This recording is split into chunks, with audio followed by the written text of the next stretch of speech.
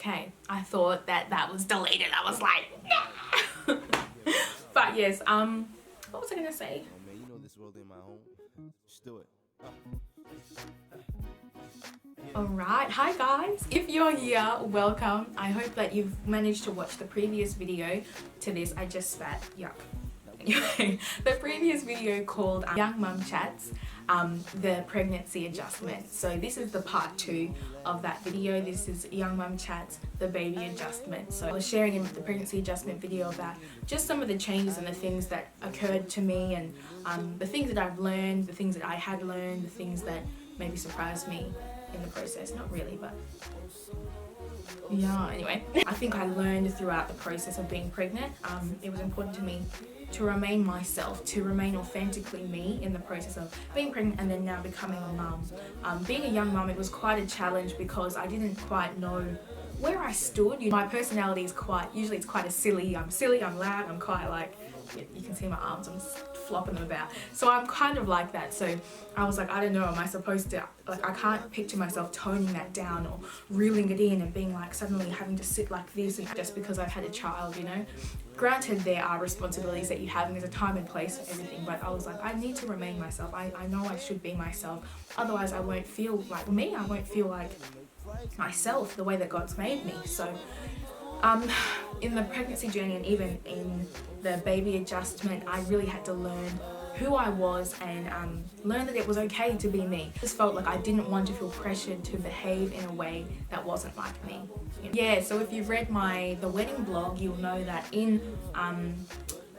during the ceremony, I was apprehensive beforehand. I was like, oh, I don't know what the vibe is going to be in the ceremony. I don't know if they're going to expect Steve and I to act all formal and weird. I was in the middle of the aisle. I just looked up and I saw Stephen, who had this big goofy grin on his face, and I was like, yes, we're good. You don't have to pretend. And the ceremony, we were like going off. It was so good. Like, we were just ourselves and unique. And in both of our vows that both of us hadn't shown each other, we hadn't heard them, we hadn't read them, but we both just mentioned how it's so important to us to remain ourselves. Like, may we remain our true, authentic, God-made selves and not compromise, not change ourselves for man, like only to be changed for God's glory, but to remain our authentic selves in Him. So I wanted to carry that out, and we want to carry that out in our family, you know. We want to remain our authentic selves. And yes, another thing, having family around is amazing. Like, I couldn't have done it without them, you know. Like, well, I guess God would have given me the strength, but they were amazing, and they still are, like, always encouraging,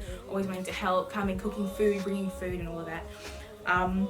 So it's amazing, but also having family around can also sometimes add some pressure, you know, and whether that pressure stems from, you know, the pressures that we put on ourselves or the expectations that we think others have for us, or let's say if you struggle with people pleasing, which I definitely did, and it's something I'm still like working through, and God's working through it in me, you know, then you feel pressured to please them, you feel pressured to please your mother, your father, your in-laws, you feel pressured to please everyone. Whereas in the postpartum period, you know, if you've been through it, it's exhausting already. It's draining mentally, physically, emotionally, psychologically, every way. You're exhausted. So my body and my mind, I literally could not keep up or cope with pleasing others, if you know what I mean. So I would just break down. There will be times where, like, it's like, you know, one side does things one way, the other side does things the other way. You know, you're doing something and someone's like, no, don't do that. And then you just feel like, but this is my child, isn't it? Like, why am I being told what to do? Like, it's like, no, don't do that. But because I'm a people pleaser, I'm like, oh, okay, fine, I'll do this. But it just built up so much frustration in me, and I just felt like I can't say anything, but I want to say something. I just want to tell everyone to get out because I'm so tired. Like, I'm trying to breastfeed this kid, but I don't want to be isolated in my room and everyone's out here, everyone's watching movies, and I'm just like, whoa. And granted, it's amazing having people around, even like, you know, especially when you're, you know, when you're feeling discouraged. But there were times where I was just like, I was so tired. So in times like that, my husband would step in. So let's say if people wanted to come and visit, or he wanted people over, then I'd go lie down whilst he entertained the guests. And also I had to learn that this child has been blessed, like this child has been given to me by God.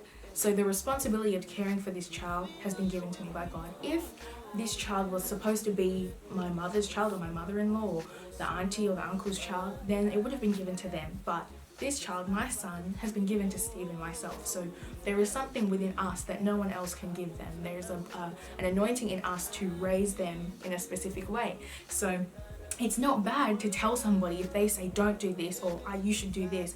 If you don't agree with it, if it's not according to your conviction upon raising your child, it's okay to say, hey, look, that's not what we're doing. And sometimes it can feel awkward, but that's when you have to work as a team. Like sometimes if I didn't feel comfortable saying something, Steve would step up and he'll be like, hey, look, we're not going to do that, and vice versa. Like that's when you support each other, and that's when you really become a family unit, and you don't have that confusion of like, oh no, but we're trying to please this side, and then there's division in your household because you're trying to do everything according to what everyone else is doing and has told you to do, whereas you're not actually setting the tone for your family yourself, So it's a real maturation, is that a word? A real maturing period. It's a process of maturing, to be honest.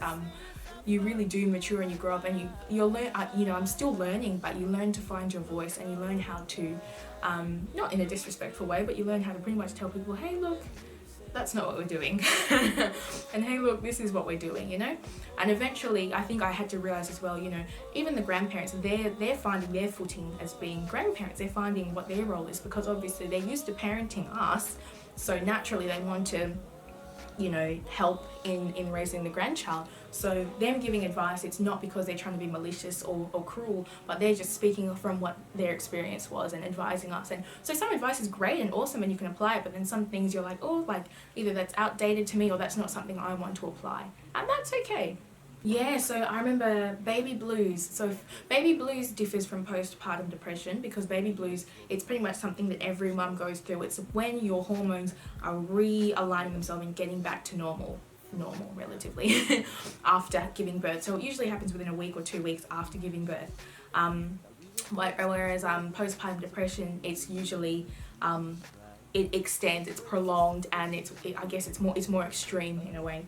But the baby blues is pretty much, I remember feeling it like a wave. Like it was like 3 days after I'd given birth, and 3 days after we'd come home from hospital, I remember just sitting on the dining table, and it was like, I was okay, I was fine, nothing was wrong, and then this wave just hit me of sadness. I just suddenly felt so down, it was like I was up here, and then it was just like, and I remember just sitting there, and then I think my mum just looked up, she's like, are you okay? And I was just like, I just feel so sad.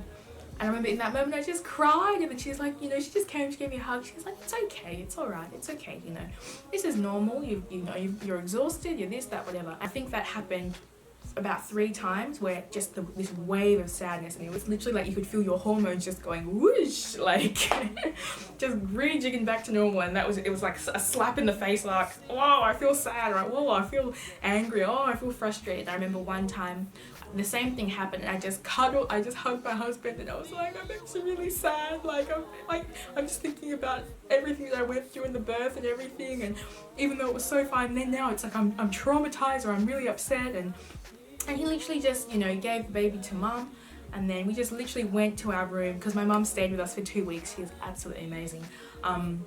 So we went to our room, and we literally just cuddled, and we just lay in bed and cuddled, and I felt better. It was really nice. So baby blues, don't freak out, don't be scared about it. It's natural, it's normal, you go through it. Just make sure you've got the support around you, and that those people around you understand what it is. Because if you don't have the support around you, come hit me up. Hit someone up that will understand, because I guess some people don't really understand that stuff. But I made sure, I'm thankful that my mum was quite aware of these things. And I remember I would always talk to my husband about it, because I knew myself, I knew my mental state and how I can be quite sensitive. So I was like, just look out for when I start crying, just watch out for it, and just be there for me, please. So he was awesome in that area. But also with me, I did struggle a bit with the postpartum depression. It wasn't something I needed to be, I guess it didn't extend, or it didn't get to the point where I required, hospitalization or requiring medication. The way I managed it was talking it out with my family. I talked it out with my mum, and I talked it out with my mum-in-law. They were both encouraging me whenever I felt weird, whenever I was having scary thoughts, or maybe I just had thoughts of I told Steve one day, I'm like, I love you guys so much, but I just feel like leaving you guys. Like, I just feel like, you know, leaving Moses with you and just going. And I just cried because obviously I felt like the worst person in the world. I'm like, who wants to leave their child? Like, but it wasn't me. This was the postpartum depression. It was just that that cloud that was just like, I just wanted to run away. But I'm like, my heart doesn't want to run away, but I'm just so, my body does. Like, I'm just so exhausted. And then I would have other scary thoughts of even just like harming myself or harming my son. And I'm like, oh my gosh, like I would be so scared. I would call my mum-in-law. She would just come over, or she'd encourage me on the phone. Like, it's okay. Like, you're not alone. Like, people have gone through this and you'll continue to go through this. You'll just make sure I was safe, make sure baby was safe, and we're all good. I'm like, it's not like I want to do, and it was quite daunting because it's not like you want to do these things, but it's almost like these thoughts are just planted in your mind and you're like, why am I thinking this? I don't want this to happen, but like, my mind is thinking this. And my mum was really awesome in that area too. She was like, you know what, like, these thoughts come. Everyone has thoughts, like, you know, those thoughts where you're like, oh, I just want to, like, when the car's moving and when you're a kid, you're like, I just want to open the door, like, and see what happens. You don't want to hurt yourself necessarily, but you're just, it's that curiosity, or it's just like these thoughts come into your mind and it's not like you want to do it, but they just come into your mind. So my mum's like, you know, pretty much reminding me to not give power to my thoughts, not to give that authority to those negative thoughts, you know, but to reinforce the positive thoughts. And that was so helpful when she told me, like, you know what, most people have these thoughts or have crazy thoughts, but it's what thought are you giving power to? So in that moment I realized, oh, I'm giving all this power and authority to all these negative thoughts. Why not flip it and give authority to the positive ones? So I struggled on and off for maybe the first 4 to 6 months after he was born, but from there I've been great, like, and I'm grateful for it because pretty much my therapy was talking. It was like informal counseling, more or less, and that was really helpful. And sleeping, most of the time I realized I would feel worse off. I would get an increase in negative thoughts. I would feel like I wanted to run away. I would get overwhelmed. I would have that heaviness when I hadn't slept and when I hadn't eaten properly. So a lot of the times I just needed a good sleep and a good feed. And so I guess another baby adjustment is, you know, when like those initial fears of going out with baby for the first time, I was like, oh, how am I going to feed him in public? How's it going to be? What if he starts screaming, this, that, whatever, which is so funny because newborns are usually, or from my experience, he was amazing and he still is amazing, you know, amazing as a newborn. He wasn't going to fuss, he wasn't going to cry. If he cried, you just feed him and he's like, sweet. But now it's like, that's when you have to time it, like, has he napped, has he eaten, is he in a good mood, are we going to go to the shops, are you going to trip, if you're going to trip, here are the keys, you're only going to get the keys in the shop because when we're at home you're not going to get these keys, you're only getting them now because I don't want you to flip out in the shop. Anyway, that's a story for another time, but I remember, having those thoughts. But then I remember literally within 1 week or 2 weeks, we went out to lunch with my mum, with my husband and baby, and it was fine. Even when I needed to feed him, it was not as daunting as I thought. I was like, literally, no one cares. And if they did, like, I think I would have just been like, are you okay? Like, I'm feeding my child, go away. But no one cares. No one's like, oh my gosh, she's breastfeeding. Like, no one cares. It's not even a big deal. So I was like, what was I even worried about? And I just knew, and even as I've grown with him, it's like we're learning each other. So I tend to know when he's in a bad mood or when he's not in the best mood to maybe go out to the shops, or when he is in a cranky mood. Like you just know how to deal with it. Even if you don't know how to deal with it, you just laugh it off. You go to the car, you drive home, and you're like, my gosh, Lord, give me strength. Like, you just deal with it. You just roll with the punches, you know.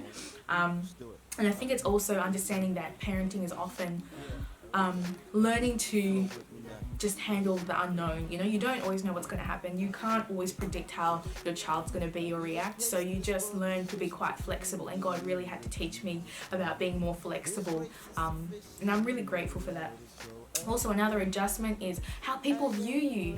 Oftentimes, I remember the first few months I didn't mind. Everyone was asking about, how's baby going? Is baby good? Is this and that? And I loved it. Like, I was like, I don't know why people say that they feel forgotten. No, like, I love that people are talking about the baby because I don't actually like that much focus on me, you know. But then I think after a few months, I was like, ooh, okay, this is really sweet. I kind of feel like I'm now invisible, or like now like they view me as being like morphed with my child kind of thing. And also, you know, when you're breastfeeding, so your child is like attached to you at the hip, so everything is you and baby, you and baby, you and baby, you and baby. So you no longer become yourself and you're like, then who am I? So this shows that this is why I believe that God reminded me of who I was, because he knew I needed it. He knew I needed to know who I was, especially in this parenting process. yeah, so it's like that adjustment of you knowing who you are. You have to know who you are, because there will be a time and there may be a season where everything is about baby, and that's all right, you know, that's okay. Everyone, they're not doing it maliciously, because this is a newborn. How exciting. I've done that to people. I'm like, how's the baby?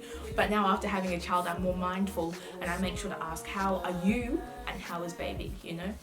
I think that, and it's that awkwardness, because a lot of mums don't want to admit it when they feel a bit left out or a bit isolated, because it's like, oh, I don't want to seem immature or childish. And as well, because being a young mum, I'm like, I don't want people to think I'm just trying to be an attention seeker, because I'm not. But you know, it would be nice now and then to be asked how I was, or you know. So I think it's that was another adjustment.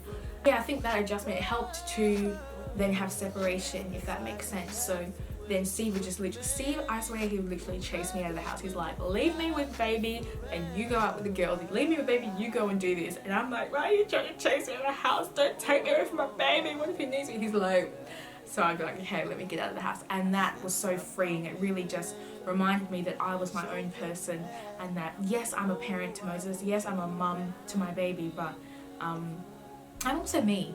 First I was me.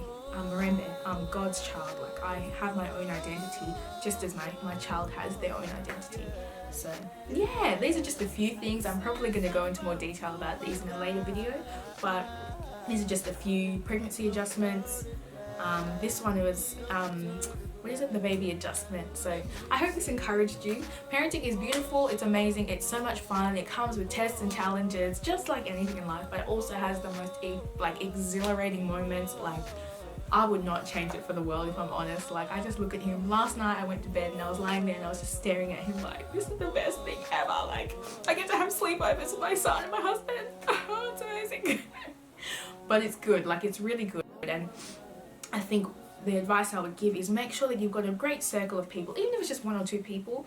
Make sure that you've got that support, and if you don't have it, go and find it. There are communities out there, there are mum groups, yeah, there's all sorts of things. So just, yeah, develop that network for yourself, just for you, and yeah, just enjoy it, enjoy the process. Even if you're going through, let's say, baby blues, postpartum depression, just get the right people around you, get the support that you need. If you need to go to the GP, go to the GP. If you don't beat yourself up about it, because it's not like you asked for it. It's not like, oh no, this means I'm the worst mom ever. No, it's just a struggle that you're going through. Just like somebody who breaks their leg, it's not like they asked for it. It just happens, you know.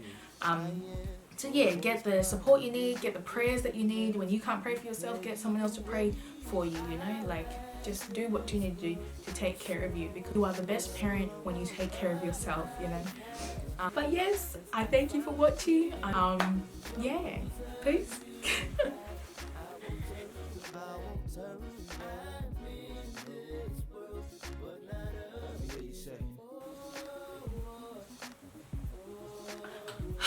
Welcome to my channel. I hope I didn't have lipstick on my teeth in this video. Can you see? Oh.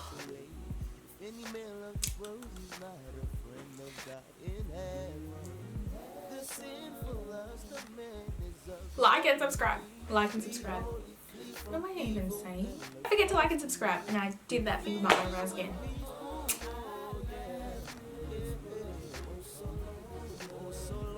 Being another like and subscribe, eh? I hope that you've watched the previous video. Yeah. So, and also there was something else. Mummy chats. What? No. Like and subscribe if you want. If you don't, you should do it anyway.